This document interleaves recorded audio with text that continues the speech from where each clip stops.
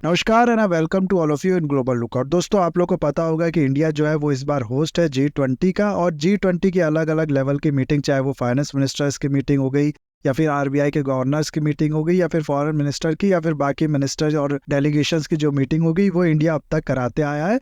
और आप लोग कह सकते हो कि कुछ इसमें प्रॉब्लम जो है वो करने की कोशिश की गई कुछ कंट्रीज द्वारा, जैसे कि पाकिस्तान हो गया, चाइना हो गया, या और भी बाकी कंट्रीज जो है उनके द्वारा कुछ इश्यूज इस तरह के उठाने की कोशिश की गई, जिसके चलते ये जो मीटिंग है, ये जो इंडिया की होस्टिंग है, ये सक्सेसफुली ना हो पाए।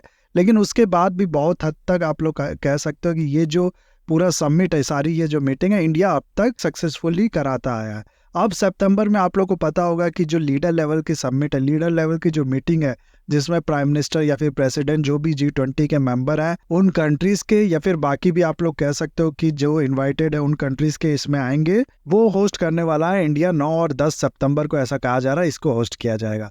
ना हुआ क्या है कि इससे पहले चाइना ने अब एक नया इशू जो है वो इसको लेके छेड़ दिया। क्या इशू है पूरा मैं आप लोग को बताता हूँ यहाँ पर। दरअसल आप लोग को पता होगा कि लास्ट ईयर से ही ये डिसाइड कर लिया गया था कि बहुत पुराना जो ये टर्म है वसुधैव कुटुंब, इसको हम लोग मोटो रखेंगे G20 का। यहाँ पर आप लोग देख सकते हो ये G20 का लोगो है इस बार, और ये इसका मोटो है। लोगो पे आप लोग को पता होगा एक बार कंट्रोवर्सी हो भी गई थी। ये कमल का फूल जो है उसको कहा जा रहा था कि बीजेपी ने अपना जो उसके पार्टी का लोगो है उससे इसको कहीं ना कहीं इन्फ्लुएंस करने की कोशिश की है, लेकिन फिर उसको लेके ये जो कंट्रोवर्सी ये इंडिया के अंदर ही था।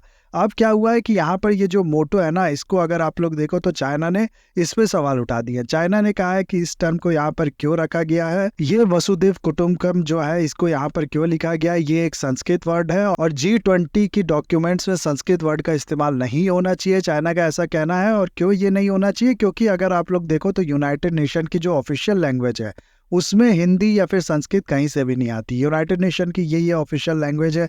यहाँ पर आप लोग देख सकते हो इसमें अरेबिक है, इंग्लिश है, फ्रेंच है, रशियन है, चाइनीज है, और उसके अलावा आप लोग जानते होंगे स्पेनिश है।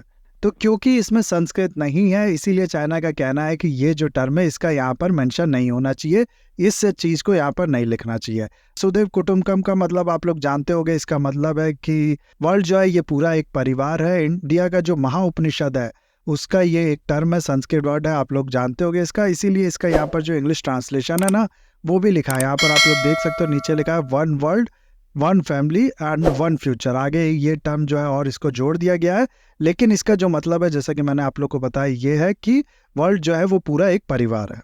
खासकर से चाइना ने जो 22 जुलाई को एनर्जी ट्रांजिशन मिनिस्टर्स की मीटिंग हुई थी उस पर सवाल उठाया था। उसको लेके चाइना ने ये कहा था कि यहाँ पर ये नहीं होना चाहिए, लेकिन बाकी डॉक्यूमेंट्स में भी चाइना ने इस चीज़ के सवाल उठाए। अब ये बात, ये जो आर्गुमेंट चाइना की तरफ से दिया गया है कि क्योंकि ये संस्कृत में इसलिए इसका यहाँ पर मेंशन नहीं होना चाहिए, ये कितना ज़्यादा बेवकूफ़ी भरा है ये मैं आप लोग को बताऊंगा। लेकिन उससे पहले मैं आप लोग को बताना चाहता हूँ कि ये पहला इंस्टेंस नहीं है जब चाइना ने इस तरीके की जो बाधाएं हैं वो डालने की कोशिश की हो इंडिया की इस G20 की होस्टिंग पे। शुरुआत में भी मैंने आप लोग को बताया कि पाकिस्तान और चाइना लगातार इस तरीके की कोशिश कर रहे हैं, जिसके बारे में मैं अगर आप लोग को बताऊँ तो कश्मीर में हाल में इंडिया ने जो एक मीटिंग कराई थी टूरिज्म वर्किंग ग्रुप की, या फिर बाकी भी जो मीटिंग थी कश्मीर में, उसको चाइना ने अटेंड करने से मना कर दिया। उसके अलावा आप लोग को पता होगा कि ऐसे ही अरुणाचल प्रदेश में इंडिया ने मीटिंग कराई थी, जिसके बाद चाइना ने यह कहा कि अरुणाचल प्रदेश डिस्प्यूटेड टेरिटरी है, हमारी टेरिटरी है, इस इंडिया के द्वारा यहाँ पर जो मीटिंग कराई गई है उसको हम लोग इसीलिए अटेंड नहीं करेंगे। तो इस तरीके से जो बॉयकॉट है ये करता आ रहा है पहले टाइम से भी। और यहाँ पर अगर आप लोग देखो ना तो इंडिया के लिए इस चीज को लेके जो मुसीबतें हैं वो बढ़ती भी जा रही हैं, क्योंकि आप लोग को पता होगा कि इंडिया और रशिया के जो रिलेशन है वो काफी ज्यादा अच्छे हैं। जितनी भी वेस्टर्न कंट्रीज है वो चाहती हैं कि G20 का फोरम है उसको इस्तेमाल करके रशिया को काफी ज्यादा कंडेम किया जाए, रशिया को आप लोग कह सकते हो कि क्रिटिसाइज किया जाए, उसके अगेंस्ट में स्टेटमेंट दिया जाए। और इंडिया ये देना नहीं करना चाहता है इन वेस्टर्न कंट्रीज को। और यही कारण है कि आप लोग कह सकते हो कि चाहे वो फाइनेंस मिनिस्टर्स की एक मीटिंग हो गई, चाहे एक दो मीटिंग और ऐसे हो गई जिसमें कोई भी कंसेंसस साइन किए बिना, कोई भी कंसेंसस निकाले बिना ये जो मीटिंग है इसको बंद करनी पड़ी, क्योंकि वेस्टर्न कंट्री चाह रही थी कि जो भी स्टेटमेंट आए उसमें रशिया को कंडेम किया जाए, और इंडिया ऐसा करने से मना कर रही थी। तो चाइना अलग तरीके से आप लोग कह सकते हो इसमें प्रॉब्लम क्रिएट कर रहा है। ये कंट्री जो है ये अलग तरीके से इसमें प्रॉब्लम क्रिएट करने की कोशिश कर रही है। अभी जो पुतिन आएंगे कि नहीं इंडिया में G20 की मीटिंग को अटेंड करने के लिए, इसको लेके अलग इशू है। तो इन सब चीजों को देखते हुए लोग कह सकते हो ना कि इंडिया के लिए ये एक बहुत बड़ा प्रॉब्लम क्रिएट कर सकता है फ्यूचर में, जब तक ये जो मीटिंग है ये फाइनली इंडिया कंक्लूड नहीं कर देता है तब तक। और इस तरीके की मीटिंग, इस तरीके की होस्टिंग को अगर सक्सेसफुली ना कर पाए इंडिया, तो ये आप लोग कह सकते हो कि एक तरीके से एम्बेरसमेंट की तरह होगा इंडिया के लिए, इंडिया की प्रेसिडेंसी के लिए, इंडिया के होस्टिंग के लिए। आप लोग कह सकते हो कि एक सवाल चिन्ह रह जाएगा इंडिया पे हमेशा कि क्या इंडिया को होस्टिंग दे के G20 की हम लोग ने गलत कर दी, सारी कंट्रीज ऐसा सोचेंगी। इस तरीके की चीज़ें जो है, इस तरीके के जो आउटकम्स है वो चाइना चाहता है, इसीलिए लगातार वो इस चीज़ में प्रॉब्लम जो है, जो बाधाएं हैं वो बनाने की कोशिश कर रहा है। ना अब यहाँ अगर आप लोग देखो ना, तो चाइना का ये जो आर्गूमेंट है कि G20 की डॉक्यूमेंट्स में ये टर्म नहीं होना चाहिए क्योंकि ये संस्कृत टर्म है और संस्कृत जो है वो यूनाइटेड नेशन की ऑफिशियल लैंग्वेज नहीं है। ये जो आर्गूमेंट है ये पूरी तरीके से आप लोग कह सकते हो गलत, नहीं कहना चाहिए, बेवकूफ़ी भरा है। क्यों? क्योंकि सबसे पहले तो अगर आप लोग देखो तो G20 जो है वो यूनाइटेड नेशन के अंडर नहीं है। G20 इंडिपेंडेंट बॉडी है, कोई उसकी सब्सिडरी बॉडी या फिर आप लोग कह सकते हो कि ऑब्जर्वर स्टेटस रखने वाली बॉडी नहीं है। ये अलग ही है पूरी तरीके से यूनाइटेड नेशन के, तो इसकी अलग फ्लेक्सिबिलिटी है, इसमें अलग रूल्स वगैरह है। ऐसा तो है नहीं कि यूनाइटेड नेशन जो फॉलो करता है वो यही फॉलो करेगा। हाँ ठीक है, एक आप लोग कह सकते हो कि उसके फ्रेमवर्क को मान के चल सकता है यूनाइटेड नेशन के, लेकिन ऐसा कहीं भी नहीं लिखा है, ऐसा कहीं से भी ये कंक्लूड नहीं होता कि यूनाइटेड नेशन जो है वो इसके अंदर है और जो भी यूनाइटेड नेशन के रूल्स हैं वो ये फॉलो करेगा। दूसरा अगर आप लोग देखो ना, तो 2022 में यानी कि लास्ट ईयर आप लोग को पता होगा कि G20 का जो समिट था वो हुआ था कहाँ पर, इंडोनेशिया में, बाली में। इसको लेके भी काफ़ी ज़्यादा प्रॉब्लम जो है वो हो गई थी। आप लोग को पता होगा कि इंडिया और चाइना का इशू चल रहा था बॉर्डर पे, जिसके बाद सब यही देख रहे थे कि इंडिया के प्राइम मिनिस्टर और चाइना के जो प्रेसिडेंट है वो मिलते हैं तो कैसे रिएक्ट करते हैं। हालांकि ये मिले थे, इन लोग ने हाथ वाथ भी मिलाया था, लेकिन काफ़ी ज़्यादा इस चीज़ पे भी सबकी नज़र थी। इसमें अगर आप लोग देखोगे ना, तो इस जो समिट था जो बाली में इंडोनेशिया में हुआ था, इसका यहाँ पर आप लोग मोटो देख सकते हो। ये जो लिखा है यहाँ पर, हो सकता है आप ना पढ़ पाओ, ये लिखा है इंडोनेशिया की लैंग्वेज में, भाषा इंडोनेशियन जो है उसमें। तो ऐसा नहीं है कि इंडिया कुछ पहली बार कर रहा है, ऐसा पहले भी हो चुका है। बहुत से यूट्यूब चैनल्स में देख रहा था, उसमें यह बताया गया था कि पहले भी कई बार हो चुका है कि अलग अलग जो आप लोग कह सकते हो लैंग्वेज है उसमें मोटो रखा गया होगा इस G20 का, लेकिन ऐसा कहीं भी नहीं हुआ है। ये सब गलत है, उस पर विश्वास मत करना। सारे आप लोग यहाँ पर जो G20 की सबमिट है उसके एक एक करके जाके उनके विकिपीडिया पेज जो है उसमें मोटो चेक कर सकते हो, सारे इंग्लिश में है। लेकिन सिर्फ इंडोनेशिया वाला हो गया और अब ये इंडिया वाला हो गया, इसमें अगर आप लोग देखो तो ये जो मोटो है इसमें अलग अलग लैंग्वेज में इंग्लिश को छोड़ के रखे गए हैं।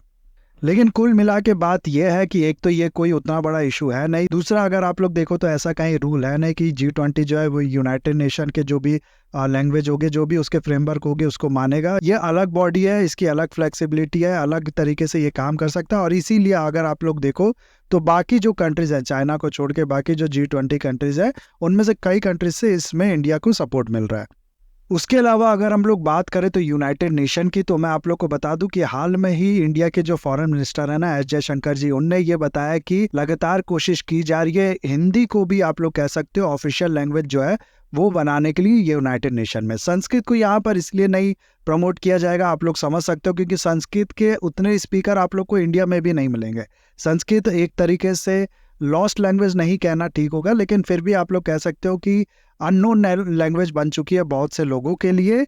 इसीलिए हिंदी को प्रमोट करने की कोशिश की जा रही है। और हिंदी का यहाँ पर आप लोग कह सकते हो कि काफ़ी ज़्यादा स्ट्रांग जो एविडेंस है वो भी है। ये वो लैंग्वेज है आप लोग देख सकते हो जो कि सबसे ज़्यादा बोली जाती है दुनिया भर में, आप लोग कैसा कह सकते हो। इसमें अगर आप लोग देखोगे ना, तो हिंदी जो है वो बाकी जो यूनाइटेड नेशन की ऑफिशियल लैंग्वेज है उनमें से कई लैंग्वेज से ज़्यादा बोली जाती है।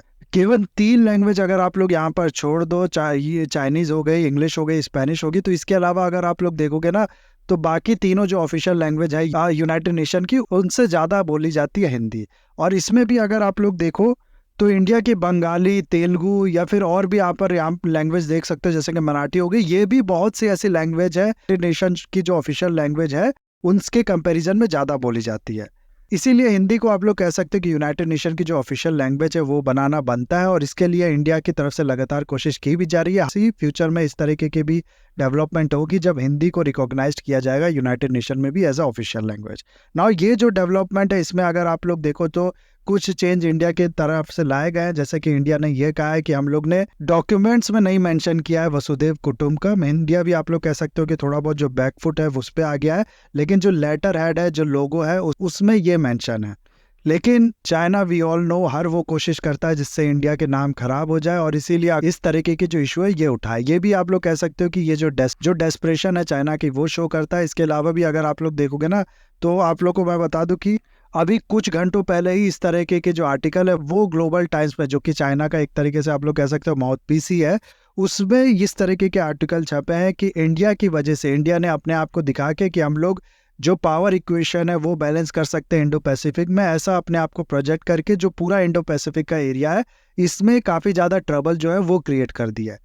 तो इनका कहना है कि इंडिया रिस्पॉन्सिबल है जो भी इंडो पैसिफिक में ट्रबल है इस समय उसके लिए। और इसके साथ ही साथ अगर आप लोग देखो ना, तो हाल में काफ़ी ज़्यादा चाइना की तरफ से आप लोग कह सकते हो कि इंडिया के लिए डिफिकल्टी बढ़ाने की कोशिश की गई है। हाल में अब्दुल रऊफ अजहर, एक टेररिस्ट है, जैश ए मोहम्मद का जो इस समय चीफ है मसूद अजहर, उसका ये भाई है, इसको इंडिया चाहता था कि यूनाइटेड नेशन में एक टेररिस्ट डिक्लेयर करा दिया जाए, लेकिन चाइना ने इसको ब्लॉक कर दिया। उसके अलावा आप लोग जानते होंगे कि यूनाइटेड नेशन सिक्योरिटी काउंसिल में जो इंडिया की परमानेंट सीट है, इसके लिए भी चाइना ही एक सबसे बड़ा रोड़ा बना हुआ है। बाकी सारी कंट्री इंडिया को चाहती है कि इंडिया भी इसमें परमानेंट मेंबर बन जाए, लेकिन चाइना कहीं ना कहीं इस चीज़ को जो है वो रोक देता है। हाल में चाइना श्रीलंका में इस तरीके की बातें कह पड़ा कि श्रीलंका जो है वो अपने नदर नेबर से हिस्ट्री में कई बार जो वॉर है वो फेस कर चुका है।